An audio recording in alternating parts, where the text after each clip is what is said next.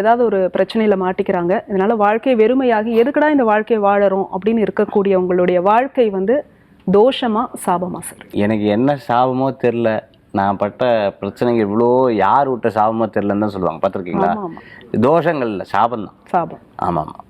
அதாவது தோஷம் வேற, சாபம் வேற. தோஷங்கிறது உங்களால் நிவர்த்தி பண்ணக்கூடிய ஒரு சப்ஜெக்டாக இருப்பாங்க. நீங்களே போய் ஒரு கோயிலுக்கு போவீங்க, டக்குன்னு போயிட்டு வந்துடுவீங்க. சாபம் தான் என்னென்னா ஒன்றுமே பண்ண முடியாது.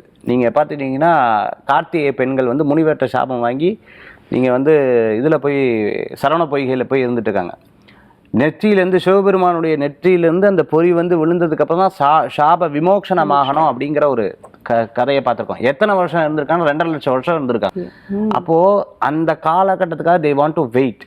அப்போது இங்கே நீங்கள் பார்த்துட்டே அப்படின்னா இது வந்து தோஷம்னா இமீடியட்டாக மகேஷ் ஐயர் மாதிரி யாரையாவது ஒருத்தர் பார்த்து சரி பண்ணிக்க முடியாது. ஆனால் சாபங்கள் மட்டும் பார்த்துட்டேன்னா அவங்க அதில் பட்டு திரிஞ்சு அப்படி தவிச்சு அப்படி வெளியில் வராங்க. சொல்லுவாங்கள்ல, எண்ணெய் கொப்பரையில் உள்ளே போட்டு எடுத்த மாதிரி இருக்குன்னு வாங்கல.